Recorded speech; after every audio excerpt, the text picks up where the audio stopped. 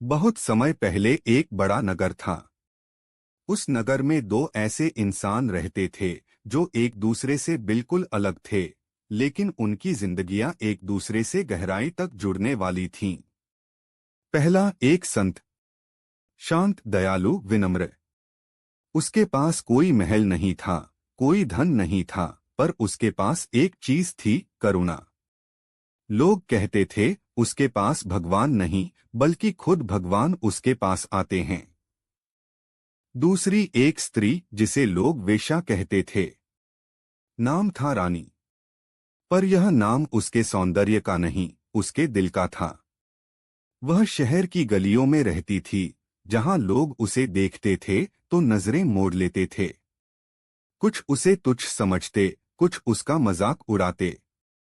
लेकिन रानी ने कभी किसी की मदद करने से खुद को नहीं रोका। कितनी बार ऐसा हुआ कि रात में कोई गरीब भूखा मिला तो रानी ने अपना खाना उसे दे दिया। कई बार कोई बीमार मिला तो रानी ने अपने पैसे से उसका इलाज करवाया। लेकिन दुनिया को उसकी अच्छाई नहीं दिखती थी। उन्हें सिर्फ उसका पेशा दिखता था। एक सुबह संत नदी किनारे बैठे ध्यान कर रहे थे। तभी एक छोटा बच्चा रोता हुआ उनकी तरफ भागा। उसका पैर कट गया था। बिना सोचे संत ने अपने वस्त्र का टुकड़ा फाड़कर उसके पैर पर बांधा। रानी दूर से यह सब देख रही थी। पहली बार उसने किसी को बिना लालच, बिना दिखावे, सिर्फ मन से किसी की मदद करते देखा। उस पल उसके भीतर कुछ बदला, जैसे किसी ने उसके दिल के बंद कमरे में दीपक जला दिया हो। कुछ दिनों बाद रानी हिम्मत जुटाकर संत के पास पहुंची।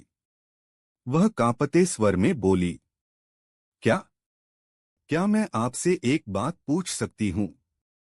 संत मुस्कुराए, पूछो बेटी। रानी की आंखों में आंसू थे।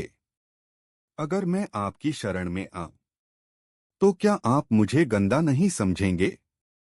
दुनिया मुझे वेश्या कहती है। क्या आप भी वही कहेंगे? संत ने उसकी ओर देखा। उनकी आंखों में न दया थी, न आश्चर्य, बस सच्चाई थी। उन्होंने धीरे से कहा, गंदगी शरीर में नहीं होती बेटी, नजर में होती है। जो तुम्हें गंदा कह रहे हैं, असल गंदगी शायद उन्हीं में है। रानी जैसे टूटकर रो पड़ी। शायद यह पहली बार था जब किसी ने उसे इंसान समझा था। लेकिन शहर वाले कहाँ बदलते हैं? जब उन्होंने देखा कि रानी संत के पास जाने लगी है, तो लोगों ने बातें बनानी शुरू कर दी। ये संत भी बिगड़ गया है, वेश्या के साथ उठने बैठने लगा है, कल को ये भी बदनाम हो जाएगा। झूठ, ताने, गंदे आरोप, सब हवा में उड़ने लगे। रानी टूट गई। लेकिन संत शांत रहे। उन्होंने सिर्फ इतना कहा, जब कोई फूल खिलता है तो कीचड़ छींटने वाले बहुत मिलते हैं। डे बाय डे रानी बदलने लगी। वह लोगों की सेवा करने लगी। भूखे बच्चों को खाना खिलाती, बीमारों की दवा खरीदती, वृद्धों का सहारा बनती। धीरे धीरे लोग उसके परिवर्तन को देखने लगे। कुछ प्रभावित हुए, कुछ हैरान, कुछ ईर्ष्यालु। शहर के सैनिकों का कप्तान, एक क्रूर और स्वार्थी आदमी, रानी की बढ़ती इज्जत से जल उठा। वह सोचने लगा, अगर एक वेश्या समाज में सम्मान पा जाए, तो मेरी सत्ता का क्या होगा? उसने संत और रानी को बदनाम करने की योजना बनाई। एक रात उसने चोरी करवाई और सबूत रानी के घर में रखवा दिए। सुबह शहर भर में हल्ला मच गया, रानी चोर है, संत ने उसे बचाने के लिए साजिश की है। रानी कांप रही थी। मैंने कुछ नहीं किया, सच कहती हूं। संत चुप थे। उनकी आंखों में न रोष था न डर, बस सच्चाई की चमक। दोनों को नगर सभा में बुलाया गया। हजारों लोग इकट्ठा थे। हर कोई आरोप लगा रहा था। रानी के चेहरे पर अपमान, डर और दर्द झलक रहा था। उसने रोते हुए कहा, मुझ पर दाग बहुत लगे, लेकिन चोरी का दाग मैंने कभी नहीं लगाया। सभा शांत थी। तभी संत आगे बढ़े।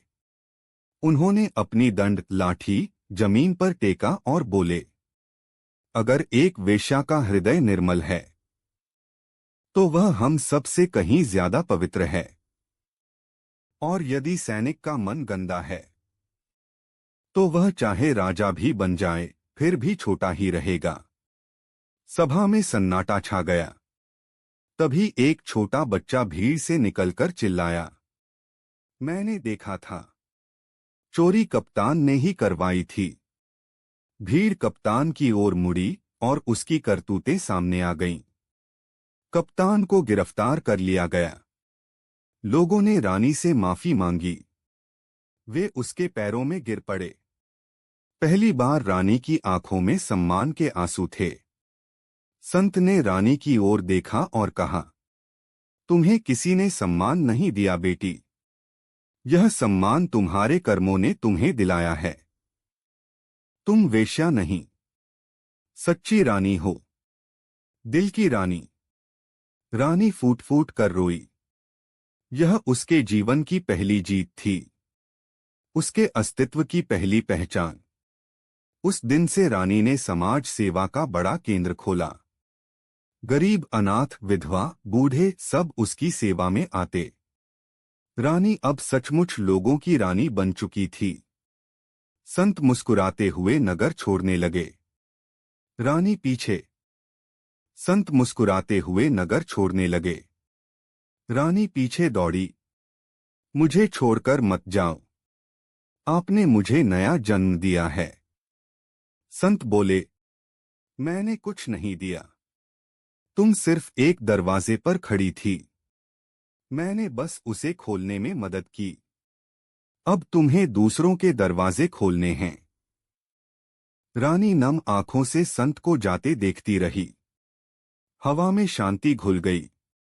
और इस तरह एक वेश्या कहलाने वाली स्त्री दिलों की रानी बन गई। तो दोस्तों, आज की कहानी यहीं समाप्त होती है। अब हम आपसे अगली कहानी में मुलाकात करेंगे। एक नई सीख, नई भावना और नया संदेश लेकर हम रोज आपके लिए ऐसी ही नई दिल छू लेने वाली कहानियां लाते रहेंगे। अगर आपको यह कहानी पसंद आई हो तो वीडियो को लाइक करें और हमारे चैनल को सब्सक्राइब जरूर करें। आपका सपोर्ट हमें नई कहानियां बनाने की ताकत देता है। इस कहानी से हमें एक बात हमेशा याद रखनी चाहिए, इंसान की पहचान उसके कपड़ों से नहीं, उसके कर्मों से होती है। दुनिया चाहे जो कहे, पर सच्चाई और नेकदिल इंसान एक दिन चमक कर सामने जरूर आता है।